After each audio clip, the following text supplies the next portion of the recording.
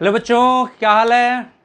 मैं ऋषि फिर एक बार आपके साथ एक नए टॉपिक जो हमने अभी कंटिन्यू किया था उसी को कंटिन्यू करते हुए आज हम लोग एक नया टॉपिक पे आ गए हैं, that is electric power. Electric power यानी विद्युत शक्ति। तो फटाफट आप अपने कॉपी निकालिए और हम लोग स्टार्ट करते हैं आज इलेक्ट्रिक पावर से और देखते हैं इसमें टॉपिक में आज हम लोग पावर क्या है, इसका यूनिट क्या है, कमर्शियल यूनिट क्या है, इलेक्ट्रिकल एनर्जी क्या है, और ये सब करते हुए लास्ट में जो एनसीईआरटी के और कुछ एक इम्पॉर्टेंट क्वेश्चंस है पावर से रिलेटेड, एनर्जी से, शक्ति से रिलेटेड, ये सारे क्वेश्चंस हम लोग करेंगे आज। तो फटाफट कॉपी निकालिए और आज स्टार्ट करते हैं हम लोग टॉपिक कौन सा। हाँ, electric power, that is electric power. अच्छा, इलेक्ट्रिक पावर को क्या कहते हैं पता है आपको? विद्युत शक्ति। क्या कहते हैं? विद्युत शक्ति, दैट इज इलेक्ट्रिक पावर। विद्युत से एक जो करंट है, ठीक है, और उसकी पावर क्या है, विद्युत शक्ति क्या है। तो शक्ति का मतलब क्या है, आपने क्या पढ़ा था, पीछे पढ़ते हुए आ रहे हो। पावर का मतलब क्या होता है? Rate of doing work. What is electric power? Means power होता है रेट ऑफ डूइंग वर्क, यानी आपको कोई काम करने की कैपेसिटी, ठीक है, यानी कार्य करने का दर। कार्य करने की दर को हम क्या कहते हैं? Electric power, rate of doing work, ठीक है। और इलेक्ट्रिक पावर मतलब एक चार्ज को एक जगह से दूसरे जगह मूव कराने के लिए, आप सर्किट में भी देखेंगे, एक चार्ज को एक जगह से दूसरे जगह मूव कराने के लिए जो हम वर्क करते हैं, that work is called electric power. Electron को थ्रो करना है, बैटरी को क्या करना पड़ता है? एक इलेक्ट्रॉन को दूसरे जगह भेजना पड़ता है ना। एक बल्ब से इलेक्ट्रॉन तो अपने आप एक सर्किट में मूव नहीं करता। एक सर्किट में इलेक्ट्रॉन को मूव कराने के लिए जितना एनर्जी कंज्यूम हो जाता है वही पावर है। एक बैटरी लगाते हो, उसमें टॉर्च में एक बैटरी आप लगाते हो, क्या होता है? कुछ दिन बाद बैटरी डिस्चार्ज होता है। इसका मतलब क्या है? उसका सारा एनर्जी कंज्यूम हो गया। तो कितना एनर्जी कंज्यूम हो रहा है उसका, वही तो पावर है उसका। जो रेट ऑफ डूइंग वर्क कर रहा हो, वो काम कर रहा है। एक बल्ब जो एनर्जी कंज्यूम कर रहा है पर सेकंड, कितना एनर्जी कंज्यूम कर रहा है, वही पावर है। तो आज हम उसी पावर की बात करते हैं, इलेक्ट्रिक पावर। मतलब रेट ऑफ डूइंग वर्क, कार्य, यदि कोई कार्य करने का जो शक्ति है, that is called electric power. अब इस रेट से आप वर्क कर रहे हैं, that work is power. The power means rate of doing work. मतलब एक कहने का मतलब ये है कि एक विद्युत सर्किट है, इलेक्ट्रिक सर्किट है एक हमारा। उस इलेक्ट्रिक सर्किट में क्या होता है? जब हमने देखा है कि जब हम यहाँ से बैटरी लगा देते हैं तो, और यहाँ पे कोई बल्ब लगा देते हैं, और यहाँ से चार्ज फ्लो करता है, करंट फ्लो करता है और इलेक्ट्रॉन मूव करता है। इलेक्ट्रॉन हमेशा जो नेगेटिव से लेके इधर की तरफ मूव करता है और इलेक्ट्रिक करंट जो है हमेशा पॉजिटिव से नेगेटिव। तो ये जो इसको मूव करने में जो वर्क होता है, वो जो कार्य होता है, that work, that rate of doing work is called electric power.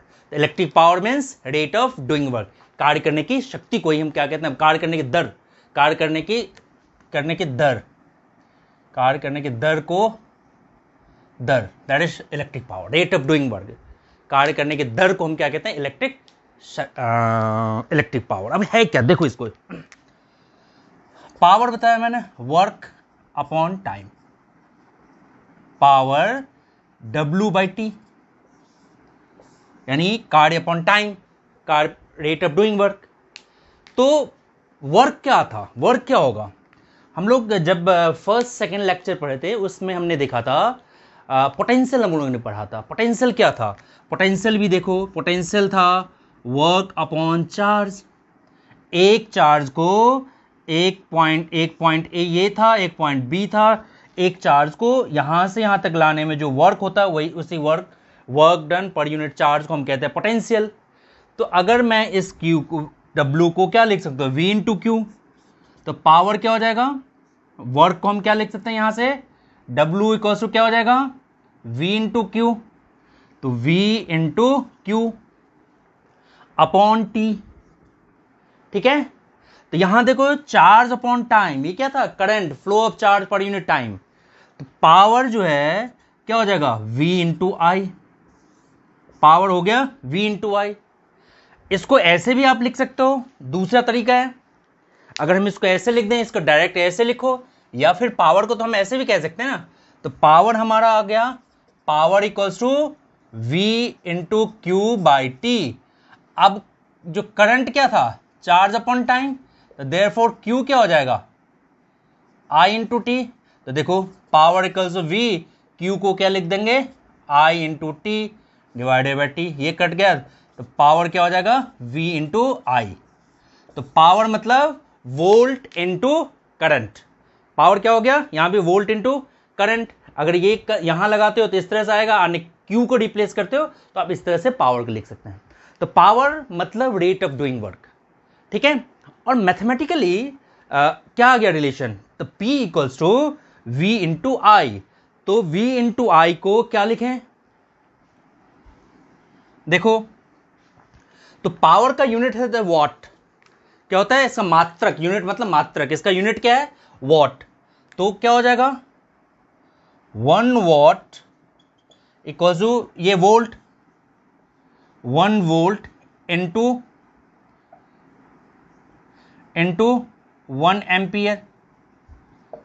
1 volt into 1 ampere, that is 1 what. अब यहां पे एक पावर को हम दिखा नहीं सकते, वर्क का क्या होता है, जूल। तो पावर यहां पे क्या हो जाएगा, जूल पर सेकेंड, ठीक है।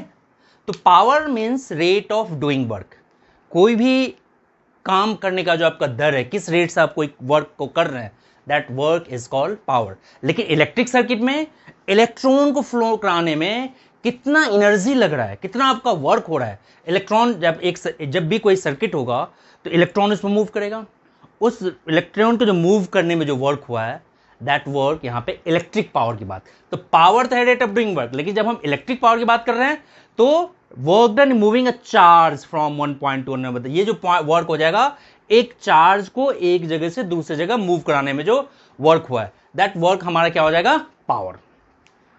अब इस पावर का यूनिट हमने डिफाइन किया कि वो यूनिट क्या है, 1 watt equals to 1 volt into 1 ampere. लेकिन ये सबसे छोटा यूनिट है वॉट, ठीक है। ये यूनिट जो है सबसे छोटा यूनिट है वॉट इलेक्ट्रिक पावर का।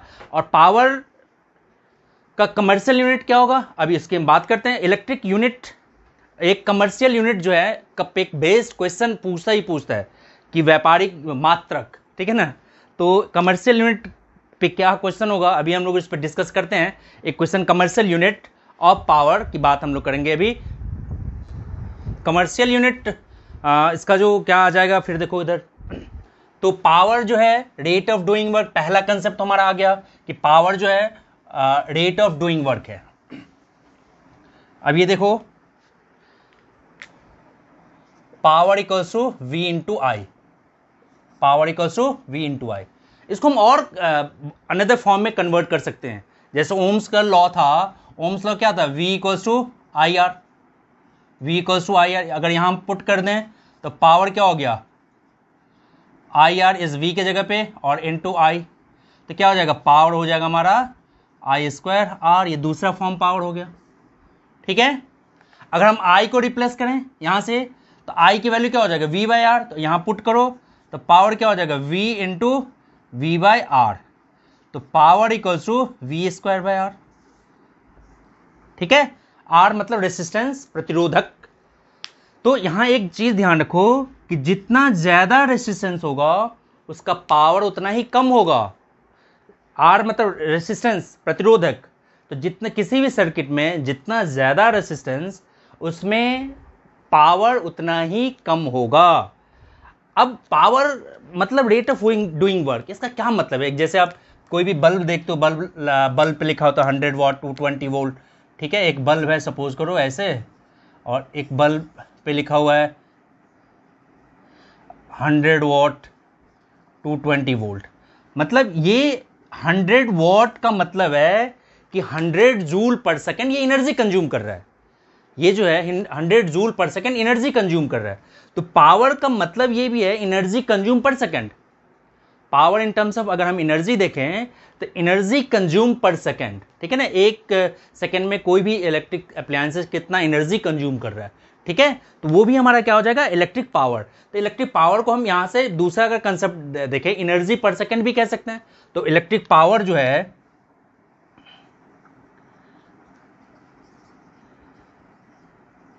एनर्जी पर second, energy into time, energy शक्ति पर यूनिट टाइम, जो हम बात कर रहे थे विद्युत शक्ति की बात कर रहे हैं। तो एनर्जी क्या हो जाएगा, एनर्जी हो जाएगा पावर इनटू टाइम। तो electrical energy power into time, electrical energy जब हम कंज्यूम करेंगे पावर इनटू टाइम। आपके घर में बल्ब लगे होंगे, बल्ब, ट्यूबलाइट, बहुत सारे अप्लायंसेस है, वो कितना एनर्जी कंज्यूम करता है। तो आप आज हम उस पर क्वेश्चन भी करेंगे, बहुत इंपॉर्टेंट क्वेश्चन 2-4 करेंगे। और वो कैसे कैलकुलेट होगा, तो पावर इनटू टाइम से। और इसका जो यूनिट मैंने बताया पावर का, तो यूनिट होता है वॉट। 1 वॉट इक्वल्स टू, अभी बताया हमने 1, अभी पीछे हमने डिस्कस किया था 1 वॉट किसके इक्वल होता है, तो वोल्ट इनटू एम्पियर है। तो 1 watt equals to 1 volt 1 ampere, 1 watt equals to 1 volt 1 ampere. या फिर जूल पर सेकंड भी अभी आपको बताया था पावर का, जूल पर सेकंड। लेकिन जब हम डोमेस्टिक सर्किट में देखते हैं, आपके घर में इलेक्ट्रिक मीटर वगैरह लगा होगा, तो उसमें हम एनर्जी नॉर्मल वॉट में नहीं करते, उसको हम किलो वॉट में करते हैं, जो बिगेस्ट यूनिट है किलो वॉट आवर में। तो वो हम कैलकुलेट करेंगे। अब ये भी देखिए कि जो फ्लो ऑफ इलेक्ट्रॉन है ना, उसकी स्पीड 3 लाख किलोमीटर होता है, लाइट की स्पीड से फ्लो करता है। आपके सर्किट में एक स्विच ऑन करते फ्रैक्शन में सेकंड में जलता है, इतनी तेज फ्लो है, रेट ऑफ फ्लो बहुत स्पीड होता है, अप्रॉक्स 3 लाख किलोमीटर पर सेकंड इसका फ्लो ऑफ चार्ज जो है सर्किट में। तो वहाँ पे हम जो इलेक्ट्रिक एनर्जी कैलकुलेट करते हैं, तो ये जो इलेक्ट्रिक एनर्जी, अब यहाँ से तुम देखोगे तो इलेक्ट्रिक एनर्जी पावर का यूनिट हो गया वॉट, यहाँ से हो गया वॉट, और इनटू टाइम। हम ये वॉट इनटू टाइम नहीं लेंगे, इलेक्ट्रिक पावर को हम किलो वॉट एंड आवर में कन्वर्ट करेंगे, ठीक है। तो उसको हम कमर्शियल यूनिट कहते हैं, ठीक है।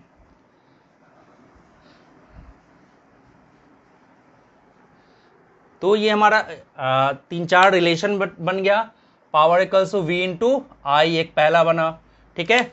दूसरा रिलेशन क्या बन गया, पावर का दूसरा बन गया आई स्क्वायर आर, ये भी इरेज करो। तीसरा बन गया पावर का वी स्क्वायर बाय आर। ये 3 रिलेशन है, इस पे बहुत सारे इंपॉर्टेंट क्वेश्चन अभी हम लोग करेंगे, ठीक है, इस तीनों रिलेशन पे। और वॉट जो है, इसका यूनिट जो है वॉट, ये ऐसा यूनिट है, यूनिट का मतलब मात्रक, यूनिट का मतलब क्या होता है हिंदी में, मात्रक, ठीक है। अब ये इलेक्ट्रिक वॉट, ये वॉट जो ऐसा यूनिट ऑफ पावर। अब जब हम क्वेश्चन करते हैं तो ये वॉट को हम किलो वॉट में रखते हैं। वॉट को किस में रखोगे, कमर्शियल यूनिट जो होता है, कमर्शियल यूनिट, ठीक है। कमर्शियल यूनिट जिसको हम कहते हैं व्यापारिक मात्रक, ये होता है kilo, 1 kilo watt hour, 1 kilo watt hour, 1 kilo watt, 1 kilo में कितना है, 1 किलो कितना, 1000 वॉट, 1 किलो में 1000 वॉट। और आवर को आप ले लो सेकेंड में, तो क्या हो जाएगा, 1 आवर में कितना, 3600 सेकेंड। तो इसको सॉल्व करो तो ये हो जाएगा 3.6 into 10⁶ watt second, watt second, यानी 1 किलो वॉट आवर, ठीक है। और इसी को अगर हम जूल में करें तो 1 kilo watt hour equals to 3.6 into 10⁶ joule per second, क्योंकि पावर का यूनिट तो ये भी था, पावर वर्क अपॉन टाइम था, तो वर्क का क्या होता है जूल पर सेकेंड। तो 1 watt equals two joule per second भी, तो हम इसको ये भी लिख सकते हैं। तो जब हम क्वेश्चन करेंगे तो जो भी यूनिट अप्लायंसेज है, जैसे 100 वॉट, 200 वॉट, 300 वॉट, उस सबको पहले आप किलो वॉट में करेंगे, और टाइम को पहले आप आवर में कर लेना, ठीक है। घंटे के हिसाब से हम कैलकुलेट करते हैं कि ये 10 मिनट जला, तो उसको आप आवर में करेंगे, 10 मिनट में कितने घंटे हो गए, ठीक है। तो पहले जो हम क्वेश्चन करना है इस पे बेस्ड आता ही आता है, एक कंपलसरी क्वेश्चन है, आपके बोर्ड के पेपर में आएगा ही आएगा। तो इस पे बेस्ड जब क्वेश्चन करोगे तो सबसे पहला काम है कि यूनिट जो है आपका, ये जो यूनिट है वॉट को सबसे पहले आप किलोवाट में कन्वर्ट कर लेना, और किलोवाट में कन्वर्ट करने के बाद उसको आप क्या करोगे, क्वेश्चन में करना स्टार्ट करोगे। ठीक है, तो अब देखो इस पे बेस्ड क्वेश्चन किस तरह से आता है। ठीक है, एक दो क्वेश्चन अभी करते हैं, उसके बाद नेक्स्ट क्वेश्चन हम लोग एनसीईआरटी कर लेंगे और क्वेश्चन स्टार्ट करेंगे। अब देखते हैं कुछ क्वेश्चंस इस पे बेस्ड कैसे आएगा। क्वेश्चंस इलेक्ट्रिक एनर्जी पे बेस्ड, तो एनर्जी को जब भी हम करेंगे तो किलोवाट आवर में हम कैलकुलेट करके करेंगे। ठीक है, अब देखो एक एग्जांपल लेते हैं। सपोज करो कि एक बल्ब है, ठीक है, एक बल्ब लगा हुआ सर्किट में, ठीक है, यहाँ सर्किट लगा हुआ है और ये बल्ब है 60 वाट का, 60 वाट का बल्ब है और ये डेली 50 आवर चलता है। ठीक है, तो कितना एनर्जी कंज्यूम करता होगा, क्या है 60 वाट बल्ब कितनी देर चला है, 50 आवर, तो कितना एनर्जी कंज्यूम किया होगा इसने। तो सबसे पहले गिवन क्या है, तो सबसे पहले क्वेश्चन में हमें गिवन है पावर, पावर कितना गिवन है 60 वाट। तो जब भी आप एनर्जी कैलकुलेट करेंगे तो पावर को पावर जो है ना वॉट में है, इसको किलोवाट में कन्वर्ट करना है। तो किलोवाट में करने के लिए क्या कर दिया हमने, 1000 से डिवाइड कर दिया, तो ये हो गया 0.06 किलोवाट, दैट इज पावर। ये गिवन है क्वेश्चन में। हमारे पास टाइम गिवन है 50 आवर, तो आवर में ही गिवन है इसलिए चेंज करने की जरूरत नहीं है। अगर ये मिनट में दिया होता तो फिर हमें इसको चेंज करना होता। तो एनर्जी क्या था, एनर्जी हमने पढ़ा था पावर इनटू टाइम, तो पावर कितना है 0.06 इनटू टाइम कितना है, टाइम है हमारा 50 आवर, तो ये किलोवाट में, तो किलोवाट टाइम आवर में, तो किलोवाट आवर, तो कितना हो गया 3 किलोवाट आवर इसका यूनिट हो गया। एनर्जी कंज्यूम 3 किलोवाट आवर इसका एनर्जी कंज्यूम हो गया। एक और क्वेश्चन देखो, बहुत इंटरेस्टिंग क्वेश्चन है। कहता है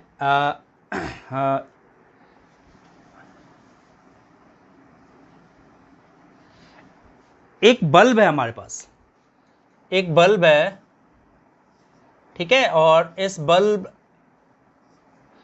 को हमने यहां से 220 वोल्ट से कनेक्ट कर दिया और ये बल्ब है 100 वाट का। ठीक है, इसी बल्ब को जब हमने यहां से 110 वोल्ट से किया तो कितना पावर कंज्यूम करता होगा। कुछ समझ में आया, एक बल्ब है, पहले 220 वोल्ट से कनेक्ट किया और पावर इसका 100 वाट। अगर इस पावर को हम 220 के बजाय 110 कर दें तो पावर कितना कंज्यूम करेगा ये बल्ब, यानी 100 वाट पावर का मतलब है कि ये 100 joule per second energy consume कर रहा है, 100 जूल पर सेकेंड ये बल्ब एनर्जी कंज्यूम कर रहा है। अब जब इसको 220 वोल्ट को हम 110 वोल्ट में कर देते हैं तो फिर ये कितना एनर्जी कंज्यूम करेगा, पावर मतलब एनर्जी कंज्यूम पर सेकेंड, एक सेकेंड में कितना एनर्जी कंज्यूम कर रहा है वही हमें निकालना है। तो जब 220 वोल्ट में था तो 100 जूल कर रहा, 100 जूल पर सेकेंड कर रहा था। जब हमने 100 वोल्ट से कनेक्ट किया तब ये कितना पावर कंज्यूम करेगा उसको हमें देखना है। अब देखो पहले केस में जब इस तरह का क्वेश्चन हो तो सबसे पहले आपके पास 3 रिलेशन है, इसमें देखो क्या क्या है। हमें निकालना है क्या है, सेकेंड केस में हमें निकालना है पावर, हमें निकालना है पावर, हमारे पास क्या है V² है, ठीक है, करंट नहीं है दोनों केस में। तो अगर हम R फाइंड कर लें तो पावर आ जाएगा। तो पहले वाले केस से आप R फाइंड कर लो, रेसिस्टेंस, ठीक है। तो केस फर्स्ट, पहला केस क्या है हमारा, पावर इक्वल से क्या होता है V² by R, therefore R equal से क्या हो जाएगा V² बाय P। तो V कितना है इसमें 220 का स्क्वायर डिवाइडेड बाय पावर 100, 220 का मतलब हो गया 484, तो रेसिस्टेंस हो जाएगा इसका 484 ओम। यानी इस बल्ब का जो रेसिस्टेंस है 484 ओम, यानी यहां भी वही सेम बल्ब है इसलिए इस बल्ब का भी रेसिस्टेंस वही रहेगा, कितना 484 ओम। अब क्या हो जाएगा इस केस में, केस सेकंड देखो, सेकंड केस में हमारे पास क्या क्या है, हमारे पास वोल्टेज है कितना 110 वोल्ट, हमारे पास पावर नहीं है लेकिन रेसिस्टेंस है 484 ओम। तो अब इस केस में पावर कितना होगा ये फाइंड कर लेंगे।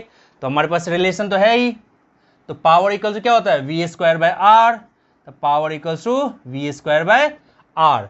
तो power equals to V square by R, power कितना है हमारे पास 110 स्क्वायर है, इसलिए 2 बार 110 इंटू 110 अपॉन रेजिस्टेंस कितना हो गया 484, 11 4 44 डिवाइड दिस 4, ये अप्रॉक्स 25 वॉट आ गया पावर। तो देखो अगर वोल्टेज चेंज करते हैं तो पावर कंज्यूम बहुत कम हो जाता है। जनरली अमेरिका में हम इतने ही वोल्ट पे सप्लाई होता है, कम वोल्ट पे, क्योंकि वहाँ इसलिए पावर बहुत बच जाता है, पावर कंज्यूम बहुत कम होता है। हमारे यहाँ तो बहुत 100 220 230 250 तक जाता है वोल्टेज, हमारे यहाँ पावर कंज्यूम बहुत ज़्यादा है। और अब आप देखते होगे एलईडी लाइट एमिटिंग डायोड जो होता है उसकी एफिशिएंसी अप्रॉक्स 4 टाइम्स ज़्यादा है जो आपके नेचुरल बल्ब से था। अगर जो पीछे के जो पुराने ज़माने में बल्ब जो था ना बहुत ज़्यादा कंज्यूम करता है, 70s 80s में जितना पावर था उसके 1/6 कम हम अब एज्यूम कर रहे हैं। ठीक है, तो उस समय क्योंकि हाई रेजिस्टेंस जितना अभी बताया कि रेजिस्टेंस जितना ज़्यादा होगा पावर उतना कम होगा। ठीक है, तो अब जो है पहले ज़माने में और इसमें बहुत फ़र्क आ गया, हम तो बहुत कम पावर वाले बल्ब यूज़ कर रहे हैं। ठीक है, और एफिशिएंसी हमारा ऑलमोस्ट 4 टाइम्स बढ़ गया एज़ कम्पेयर टू आप लास्ट के 30 40 30 ईयर्स के अप्रॉक्स अगर कैलकुलेशन करोगे तो हमारा पावर कंजम्पशन जो है ना, पावर जो हमारा अप्लायंसेज है बहुत कम पावर कंज्यूम करता है, और अप्रॉक्स 1/4 पुराने ज़माने से जब हम देखेंगे तो एक इस तरह से क्वेश्चन आ सकता है। ठीक है, एक क्वेश्चन आता है कि बहुत तरह के 4 बल्ब लगा दिए, 2 रेफ्रिजरेटर लगा दिया, एक ये लगा दिया, और कोई 4 घंटे के लिए चलता है, कोई 5 घंटे के लिए चलता है, कोई 6 घंटे के लिए चलता है, तो बताओ इसमें कितना पावर कंज्यूम होगा। एक इस तरह का क्वेश्चन, एक पावर बेस्ड क्वेश्चन आता ही आता है। तो ये एनर्जी कितना कंज्यूम हो रहा है, 3-4 बल्ब लगाएंगे, अभी 3-4 रेफ्रिजरेटर लगाएंगे, तो इस पर बेस्ड अभी हम क्वेश्चन एक देखते हैं कैसे करेंगे इसको कैलकुलेट। तो इस पर बेस्ड क्वेश्चन जो है कैसे होगा देखो। एक क्वेश्चन कहता है एक 400 वाट का रेफ्रिजरेटर, एनसीईआरटी का 12.13 ये क्वेश्चन है जो अभी हम कर रहे हैं।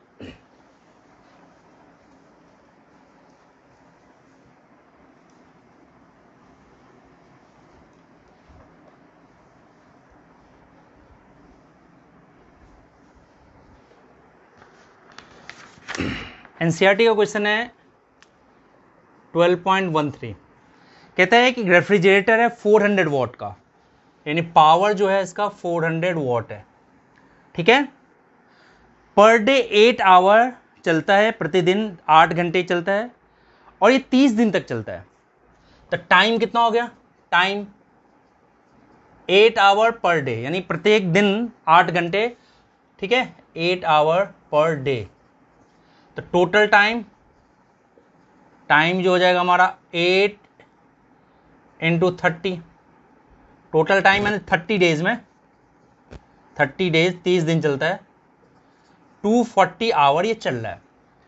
पावर कितना था रेफ्रिजरेटर का 400 वाट, और टोटल कितने दिन तक चला है ये चला है 8 घंटे पर डे के हिसाब से 30 दिन तक।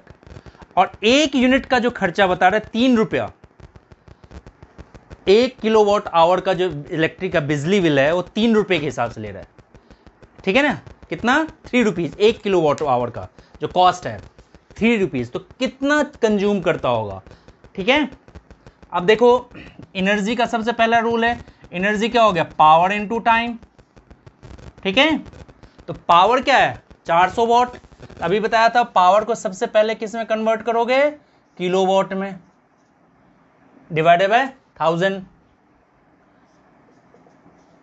0.4 किलोवाट, तो पावर कितना हो गया 0.4 किलोवाट। अब इनटू टाइम कितना है 240, तो ये हो जाएगा किलोवाट आवर, 1696 किलोवाट आवर ये एनर्जी कंज्यूम कर रहा है, यानी इतने यूनिट वो एनर्जी कंज्यूम कर रहा है। ठीक है, अगर 1 यूनिट का कॉस्ट है 3 रुपीज, जो क्वेश्चन में गिवन है आपके पास कि 1 यूनिट का कॉस्ट ले रहा है 30 रुपीज 3 रुपीज, तो टोटल कॉस्ट कितना आ जाएगा, टोटल कॉस्ट हो जाएगा 96 इंटू 3,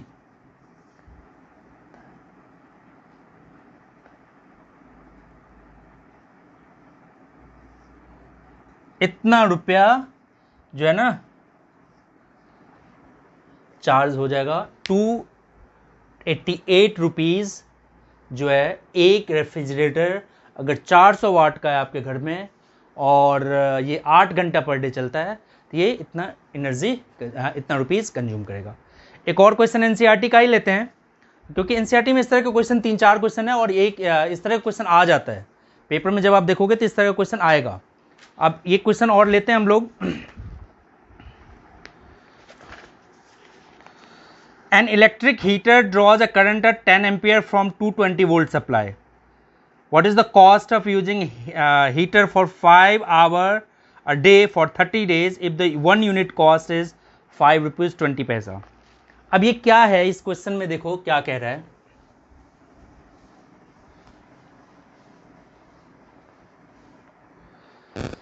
ये क्वेश्चन कह रहा है कि एन इलेक्ट्रिक हीटर जो है, an electric heater draws a current दिया हुआ है 10 एम्पियर, करंट ड्रॉ कर रहा है 10 एम्पियर और ये 220 वोल्ट से जुड़ा हुआ है। करंट दिया हुआ है 10 एम्पियर, इसका वोल्टेज जो है ये है 220 वोल्ट। और क्या गिवन है क्वेश्चन में, और क्वेश्चन में गिवन है the cost of operating using 5 heater using the heater 5 hour per day for 30 days. तो टाइम क्या हो गया, time there 5 hour per day for 30 days, 30 दिन के लिए 5 घंटा पर डे, तो कितना टाइम हो गया 30 × 5 150 आवर हो गया टाइम, 150 घंटा ऑपरेट होता है।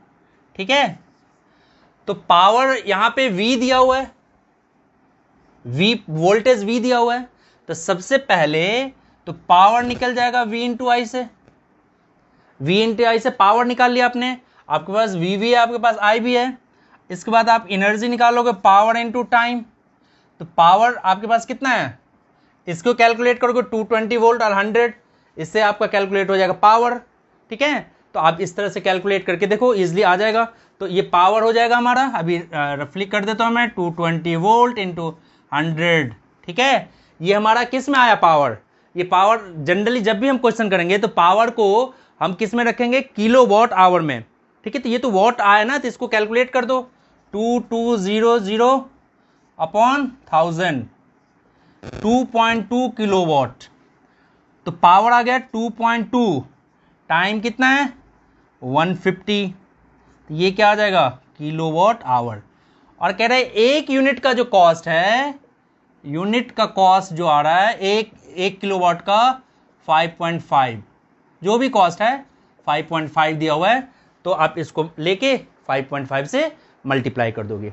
ठीक है, अगर सपोज करो कि आपके घर में 2 बल्ब, ऐसे ही बहुत तरह के क्वेश्चन हैं एनसीईआरटी में, 2-3 क्वेश्चन है, उसको आप घर पे दोबारा प्रैक्टिस करेंगे। एक क्वेश्चन मैं और थोड़ा सा हिंट दे देता हूं आपको। ठीक है,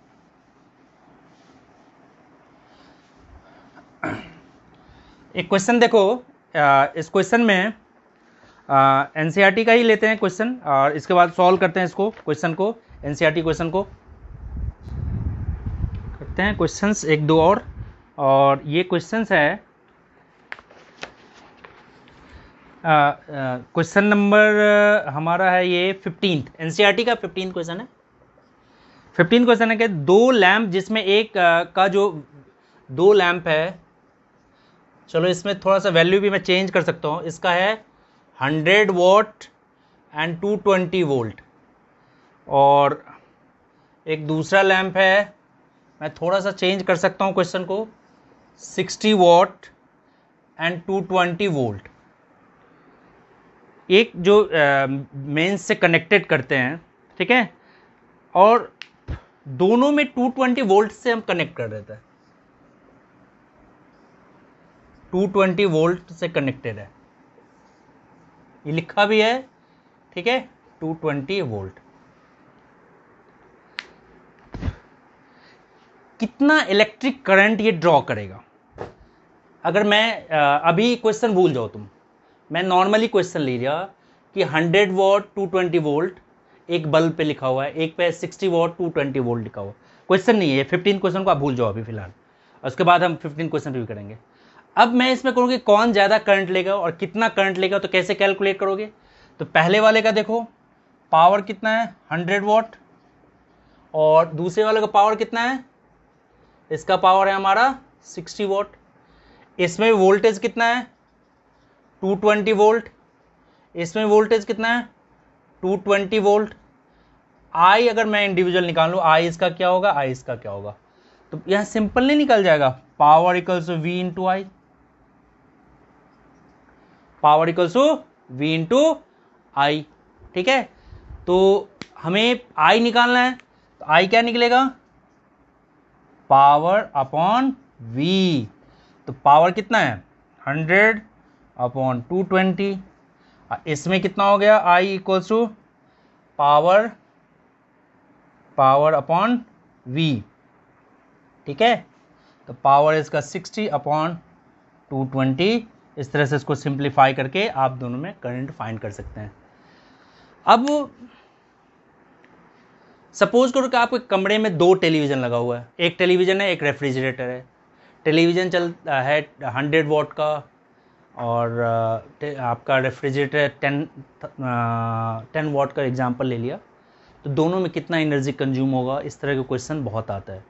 तो अब इस तरह के क्वेश्चन के लिए आप पहले का कितना एनर्जी कंज्यूम है, दूसरे का एनर्जी कितना कंज्यूम कर रहा है, दोनों एनर्जी को आप ऐड कर दो। ठीक है, और एनसीईआरटी में लास्ट के 3-4 क्वेश्चन इसी टाइप के बेस्ड क्वेश्चन हैं, आप उसके अच्छे से प्रैक्टिस कीजिए। अच्छे से प्रैक्टिस करने के बाद अगर फिर भी कुछ डाउट्स आता है तो आप मेरे कमेंट बॉक्स में जाइए और उसमें कमेंट कीजिए, क्या दिक्कत है, अपना नंबर शेयर कीजिए या अपना ईमेल शेयर कीजिए, उसको सॉल्यूशन हम प्रोवाइड करेंगे।